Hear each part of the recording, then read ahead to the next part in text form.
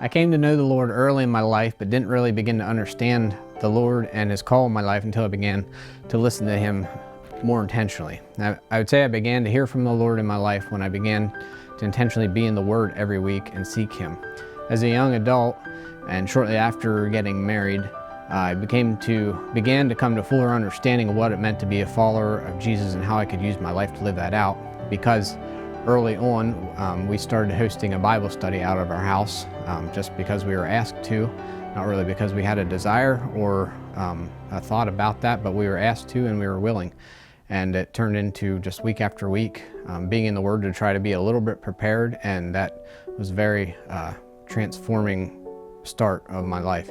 A little while later, through some life circumstances, I felt a unique call to step into business.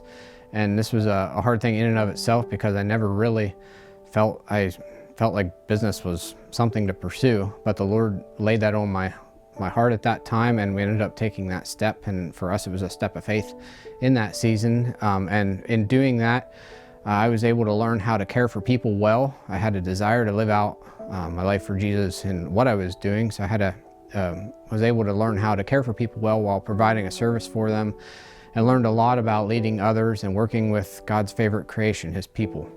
And in that season, the Lord started to give me an interest that I really never had before, and that was to help lead. As I just gained more experience and was more involved in a real way in business and doing that, He began to lay a passion on my heart to see others be led toward Him with some of the skills I was beginning to learn.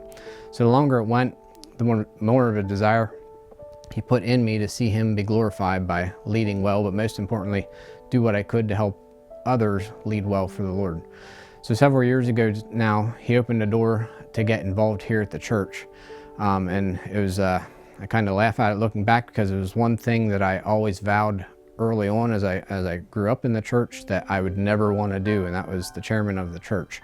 It looked horrendous. You were the person that had to deal with people, to stand in front and lead meetings and so on, and I never wanted to do it. But it was the one thing that a few people asked if I'd consider, because it was soon going to be vacant, that position, and they needed someone. And after telling God about every reason I knew why I shouldn't do that or couldn't do that, I had to just submit and say, okay, I'm willing if other people are asking me to.